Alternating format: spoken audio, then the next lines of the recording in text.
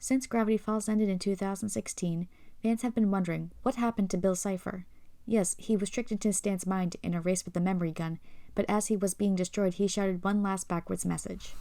Hey, XOLOTL! My time has stopped to burn! I invoke the ancient power that I may return! The meaning of this message was revealed later that year with the release of the non-canon Choose Your Own Adventure book, Dibber and Mabel and the Curse of the Time Pirate's Treasure.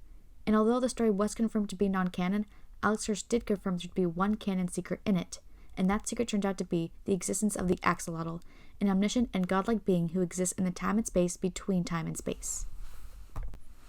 But that was only part of the big canon secret. The other part was the Axolotl's message, a poem about everyone's favorite triangular psychopath, Bill Cipher. This isn't new information, and while the entire poem is essential to understanding Bill's character, we're only going to be focusing on the last two lines. One way to absolve his crime, a different form, a different time. These lines could mean anything, but the interpretation generally accepted by the fandom is that by invoking the Axolotl, Bill could further avoid punishment for his crimes by taking on a new form.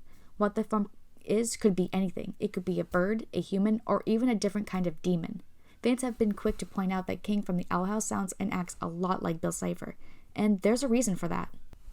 King is voiced by Alex Hirsch, the creator and voice actor for Bill Cipher, and King is created by Dana Terrace, a writer for Gravity Falls. For these reasons, and because King has a lot of traits similar to Bill's, fans have speculated that King is the reincarnation of Bill, that his punishment is to take on a weaker and more limiting form. And while that might be a decent conclusion or continuation to Bill's story, it wouldn't be the best one. Here are the reasons King isn't Bill Cipher, and why he shouldn't be. For as similar as King and Bill are as characters, they're also notably different. A key example of their differences is their attitude toward love and family. Bill has always disregarded love as a weakness and family as a limitation. This is evident in episodes like Sock Opera, where he tries to convince both the twins to sacrifice something important to the other in favor of their own personal ambitions. His viewing of love as a weakness is brought up again in Take Back the Falls, when he says to Ford, Well, would you look at that? Those kids really care about you, and you care about them! Don't you? Once again, Bill uses his victims' love for others against them. And we know for sure that Bill truly has no attachments of his own because he burned them all. You think those chains are tight? Imagine living in the second dimension. Flat minds in a flat world with flat dreams. I liberated my dimension, Stanford, and I'm here to liberate yours. Bill needed to be free, and in his mind, that meant needing to be free from love. Then there's King. He's the exact opposite. Sure, he's power-hungry and has a high opinion of himself, but unlike Bill, he's willing to sacrifice his goals for others. This is made clear in Escape of the Palisman. Throughout the episode, King's goal is to take back his playground throne from a 5-year-old. Okay, so maybe not as ambitious a goal as global domination, but that only further proves my point. Bill wanted unlimited power. All King seemed to want is respect. But when Demon Ida is taken away by animal control and King is forced to go after her and forfeit his reign, he says, without hesitation, Well then, forfeit I shall! King's love for Ida is reinforced in Young Blood, Old Souls. When he can't convince Luz not to go and save Ida from Emperor Bellows, he decides to go with her, even going as far as to say, Me and Ida don't always see eye to eye, but I do consider her family. King's love for Ida and Luz is a really important part in the Owl House, stemming all the way back to episode 1, when all he and Ida had were each other. That isn't a connection I think Bill is capable of making. And one might make the argument that Bill might have amnesia. After all, he was erased with the memory gun. And yeah, that might be the case. Perhaps the vague backstory that King was once the mighty king of demons is all King can remember from his former life, but there seems to be more to King than that. It's Rebecca Rose made a video on King's possible backstory as the king of artists, as he is often seen drawing and trying to improve his art skills. Another thing she pointed out was his collar. Why does he wear it? Where did it come from? We don't know, but it does seem to be important. On one of King's character model sheets, he can be seen holding the tag on his collar and looking at it solemnly. So I do think his collar is important, and I'm sure it has something to do with his backstory. A backstory he must remember.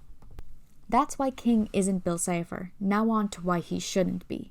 King as a character has a lot of potential. Aside from him allegedly being the former king of demons, nothing has been revealed about his past, how he met Ida or came about living in the Owl House, and that opens up a lot of room for possibility.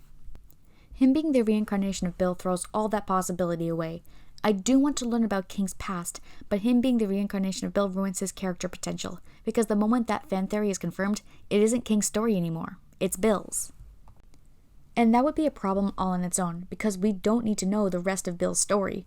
Gravity Falls was a show about mystery and adventure, so it doesn't make sense for every mystery to be solved. Part of the fun in watching the show was being able to craft theories, and now that the story is over, every fan should be able to decide for themselves what happens next. Alex Hirsch even said in a tweet that he doesn't want to confirm or deny any headcanons because they belong to us. So if a fan wants to believe that Bill is truly dead, they should be allowed to believe that. If fans want to believe that he is a human, they should be allowed to believe that. If fans want to believe that Bill is the cardinal that landed on his statue, they should be allowed to believe that. For King to be confirmed as the reincarnation of Bill would ruin both of their characters. Since the show ended, fans have been looking for the quote, next Gravity Falls. What they failed to realize is what made Gravity Falls so captivating was how different it was from other shows. Before Gravity Falls, I've never seen a children's cartoon with secret hidden messages and codes. And before Gravity Falls, I didn't see many cartoons that told actual stories with a beginning, middle, and end, with a few remarkable exceptions such as Avatar: The Last Airbender. But after the success of Gravity Falls, cartoons that tell full-length stories have become much more prominent. And that's great. I'm all here for good animated storytelling, but we need to stop comparing new shows to Gravity Falls. There will never be another Gravity Falls. The Owl House is its own show with its own story and its own characters.